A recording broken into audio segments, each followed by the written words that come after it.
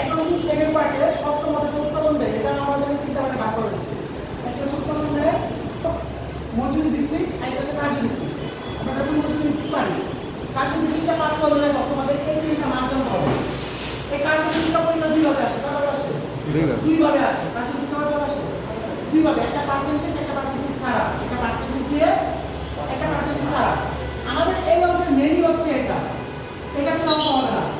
ঘন্টা প্রতি মজুরি আর ছাড়তে হবে না, অঙ্ক আমাদের তুলে দেওয়া হবে। এখন আমাদের একটা পয়েন্ট কোশ্চেন দিয়েছে কিন্তু পয়েন্ট কত এটা জায়গায় ঘন্টা প্রতি প্রমাণ উৎপাদন, না হলে বলবো ঘন্টা প্রতি মজুরি আর নির্ণয় করো, না হলে বলবো সাপ্তাহিক প্রমাণ উৎপাদন নির্ণয় করো। তবে পার্সেন্টেজ দেওয়া অঙ্কে যদি অঙ্কের মধ্যে পার্সেন্টেজ দেওয়া থাকে, যে কিভাবে পার্সেন্টেজ দেওয়া থাকে আমি পরে বুঝাচ্ছি। ঊর্ধ্ব নিম্ন সমান মজুরি হার দেওয়া থাকে। তো যদি পার্সেন্টেজ থাকে এটা থাকে, যদি পার্সেন্টেজ না থাকে এটা।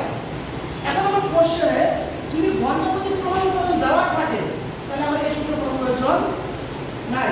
কারণ আমাদের অনেক সময় পরীক্ষার সূত্রে দেওয়া থাকে মিনিট দেওয়া থাকে, প্রমাণ উৎপাদন জায়গায় কি দেওয়া থাকে? মিনিট দেওয়া থাকে। কি দেওয়া থাকে? মিনিট। যখনই মিনিট দেওয়া থাকে তখন এই সূত্রটা করে দিতে হবে। আমাদের মেন কি ঘন্টা প্রতি মজুরি হার, কার্য হার, শ্রম হার। এটা আরেকটা হচ্ছে একক প্রতি মজুরি হার। ঘন্টা প্রতি বা একক প্রতি মজুরি হার, শ্রম হার, কার্য হার। সূত্র হচ্ছে ঘন্টা প্রতি মজুরি, ঘন্টা প্রতি প্রমাণ উৎপাদন। দুটোটাই দেওয়া থাকবে কোশ্চেনে। দুইটা কি কোশ্চেনে আমাদের দেওয়া থাকবে। যদি আমার ঘন্টা প্রতি প্রমাণ উৎপাদন দেওয়া না থাকে, তাহলে লেখা থাকবে প্রতি 4 একক 20 ঘন্টা, 1 ঘন্টা 20 একক, 4 একক কেমন লিখে দেবে? ঘন্টা উল্লেখ থাকবে। যদি ঘন্টা না দেয়, মিনিট দেয়, তাহলে আমার একটা ঘন্টা বানাইতে হবে। এটা ওয়েটিং নিয়মে বের করে, কিন্তু আমি সহজ নিয়ম শিখেছি।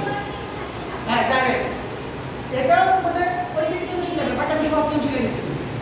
যদি আমাদের মিনিট দেওয়া থাকে, আমরা এটা কি ঘন্টা প্রতি প্রমাণ উৎপাদন থেকে 60, নিচে কোশ্চেনে যত মিনিট দেওয়া থাকে তত মিনিট, কিন্তু যেটা হবে সেটা হচ্ছে একক।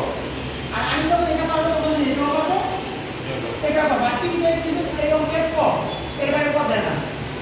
কত বলে ঘন্টা প্রতি প্রমাণ উৎপাদন নির্ণয় করো, অথবা বলতে ঘন্টা প্রতি মজুরি হার নির্ণয় করো, অথবা বলো সাপ্তাহিক প্রমাণ উৎপাদন নির্ণয় করো। বুঝতে পারছো? একবার দেখো তোমরা, পরে আমি বুঝাচ্ছি। আরেকবার ভালো করে দেখে নাও। সপ্তাহ মধ্যে বেতন ও মজুরি পাতে হলে এটা লাগবে: ঘন্টা প্রতি প্রমাণ উৎপাদন, ঘন্টা প্রতি মজুরি হার, শ্রম হার, কার্য হার, সাপ্তাহিক প্রমাণ উৎপাদন। পার্সেন্টেজ ছাড়াই ঘন্টা প্রতি মজুরি হার ছাড়া অঙ্ক হবে না। আর বেশিরভাগ সময় এই কথাই ঘন্টা প্রতি মজুরি হারই চাই। কার্যভিত্তিক অঙ্ক করবো। দেখো কোশ্চেনটা হচ্ছে, নিম্নলিখিত তথ্যাবলী একটি উৎপাদনকারী প্রতিষ্ঠান, ঘন্টা প্রতি প্রমাণ উৎপাদন দেওয়া আছে 20 একক, ঘন্টা প্রতি দেওয়া আছে, তাহলে আমার কি লাগবে না? ঘন্টা প্রতি প্রমাণ উৎপাদন বাই করা লাগবে না। তারপরে এখানে বলেছে ঘন্টা প্রতি নিয়মিত মজুরি 10 টাকা। দেখো নিয়মিত মজুরি দেওয়া আছে।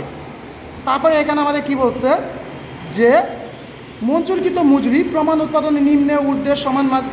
এখানে মানে পার্সেন্টেজের অঙ্ক দেওয়া আছে। আমরা পার্সেন্টেজটা করে বুঝাই, তাহলে পার্সেন্টেজ ছাড়াটা কেমন হবে পরে বুঝাবো। যেটা সবচেয়ে বড় সেটা হচ্ছে পার্সেন্টেজের অঙ্ক, আর পার্সেন্টেজটা আমি করে এখন দেখাবো। এখানে বলেছে শ্রমিক কর্তৃক উৎপাদন 48 ঘন্টা সপ্তাহে, মানে সাপ্তাহিক প্রমাণ উৎপাদন। এটা বইটার সময় সাপ্তাহিক প্রমাণ উৎপাদন দিয়ে দিবে, অথবা সাপ্তাহিক কর্মঘণ্টা দিয়ে দিবে, শ্রমঘণ্টা দিয়ে দিবে, ঠিক আছে। এবং বলে দিচ্ছে মিসবাত 820 একক, হিমু 1050 একক, মুশফিক 1000 একক, মীরা 60 একক। এটা হচ্ছে কি প্রকৃত উৎপাদন। অর্থাৎ আমি তোমাদেরকে টার্গেট, যেটা টার্গেট দিব সেটা হচ্ছে কি সাপ্তাহিক প্রমাণ উৎপাদন। আমি বলি না যে রাফসান 50টা এমসিকিউ করে নিয়ে আসবা, তুমি 30টা করে নিয়ে আসছো, একজন 60টা করে নিয়ে আসছে, বুঝো নাই? তুমি যে কটা করতে পারছো সেটা হচ্ছে তোমার প্রকৃত উৎপাদন। ওকে। আর এখানে উদ্দীপক দিয়ে বলছে আমাকে মজুরি বিবরণী প্রস্তুত করো। একটা অঙ্কের ভিতরে আমরা যাই।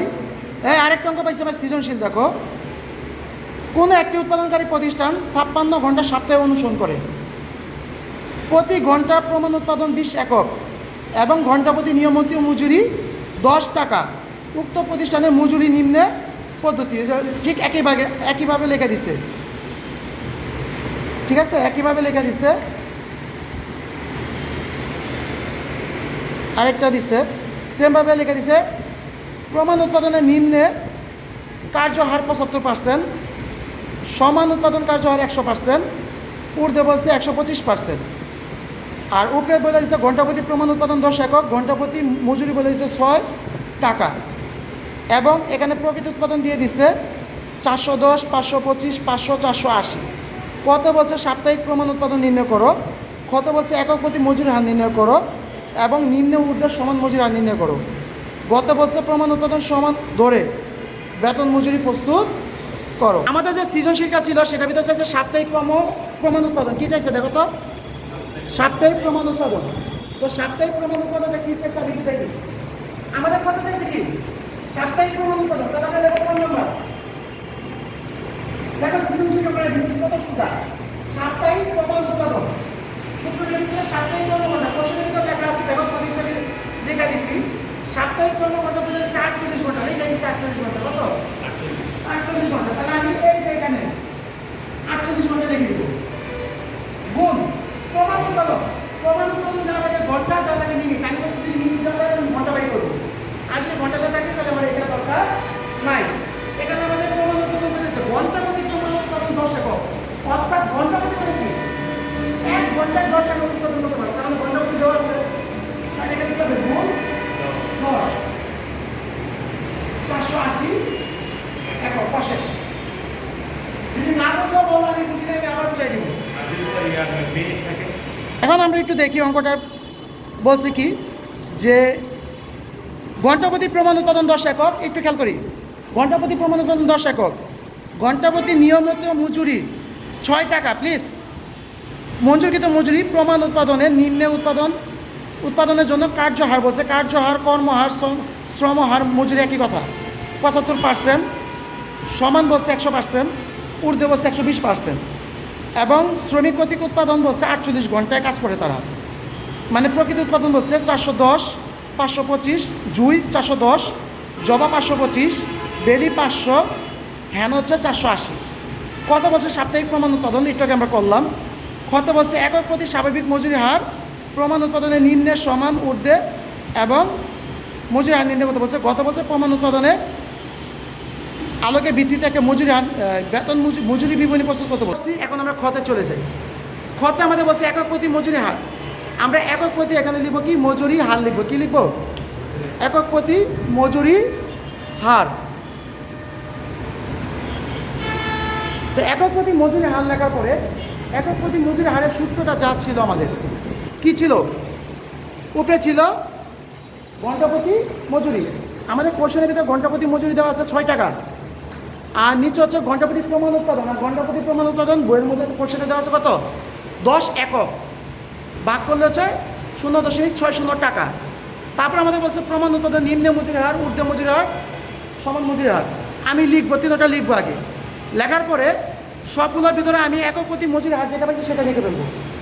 ক্লিয়ার? লেখার পরে আমরা কি করব, যত পার্সেন্ট বলছে তত লিখে ফেলবো।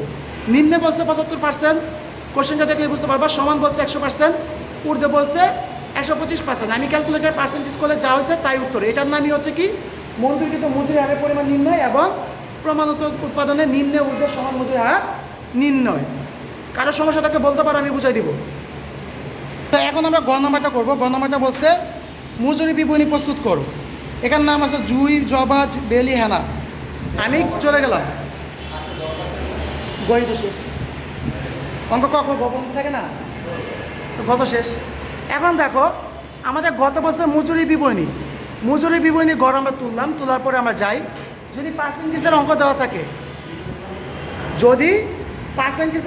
থাকে, তাহলে আমার কি লাগবে, সাপ্তাহিক প্রমাণ উৎপাদন লাগবে। যেহেতু আমরা সাপ্তাহিক প্রমাণ উৎপাদন করতে পাইছি, তাহলে আমরা বাই করলাম না। এবং অঙ্কের ঘরটা দেখো, প্রথম হচ্ছে কি ক্রমিক নং,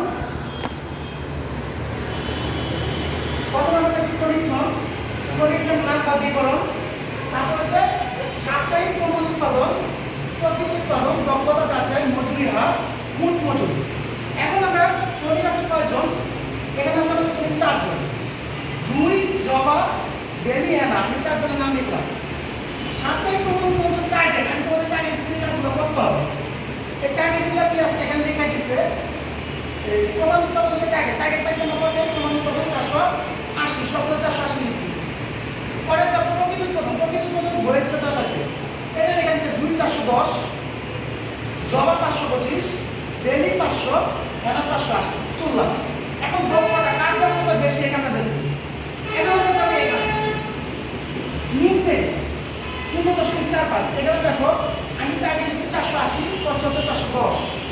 তাহলে এটা কম কম মানে নিম্নে। আগে ছিল 480 করছে 525, তার মানে বেশি। ঊর্ধ্বে 480 500 করছে, তার মানে ঊর্ধ্বে। আমি আগে দিচ্ছি 480, কিন্তু 480 কাজটা করতে পারছি, তার মানে সমান। ঠিক এই দক্ষতার উপর ভিত্তি করে আমি মজুরি আটটা বসাবো।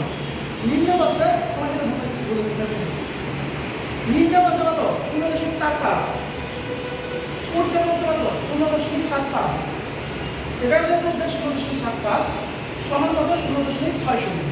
এখন আমার পরে দেখি এটা ঢুকবা, এটা কোনো নাই, জাস্ট এক এককে যদি তোমার 45 পয়সা দেয়, তাহলে তুমি 410 একক উৎপাদন করছো, তাহলে এটার সাথে এটা ডাইরেক্ট গুণ করে এটা, দুটা গুণ করে হবে এটা, দুটা গুণ করে হবে এটা, এই দুটা গুণ করে হবে এটা, শেষে দশমিক বের হয় 1241.5 সামথিং বের হয়। কিন্তু লাস্টে আমি দশমিকটা রাখলাম না, তুমি হচ্ছে দশমিক রাখতে পারো, লাস্টে তুমি কি করবা এক যোগ করে দিচ্ছি, দশমিক রাখলাম না, যেহেতু 1 টাকা বাড়াই দিই 11,242 টাকা, এটাই তোমাদের মূল পুঁজির অবশেষ। এই টাকার অঙ্কে অর্থাৎ কার্যবিধি অঙ্ক টাইপে হচ্ছে অঙ্কে এটা আরসিপি ছাড়া আসে না, আরসিপি দিয়ে দেবে আর ক ক ক ইসি এতটার মধ্যে ক্লোজ, আকারে চারটা তো তোমাদের গৌরব।